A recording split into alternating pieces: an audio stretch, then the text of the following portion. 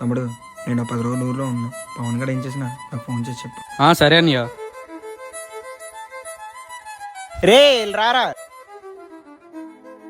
మీరే నేను రా బెట్టేసి గెలిచేది. మేము కూడా గెలిచాం 30,000. ఏరా ఏం మాట్లాడా? డబ్బులు వచ్చాయని షో చేశారు. ఆ షోలాని ఉండిపోయింది పాపం. రే అలా అనకరా, కోపం వస్తుంది ఆడికి. ఆడేం పీకుతాడ్రా, వాడు తోకలేడు కదా. తోక అదేరా చిన్నగాడు. వెళ్ళి చదువుకమ్మా పాపం.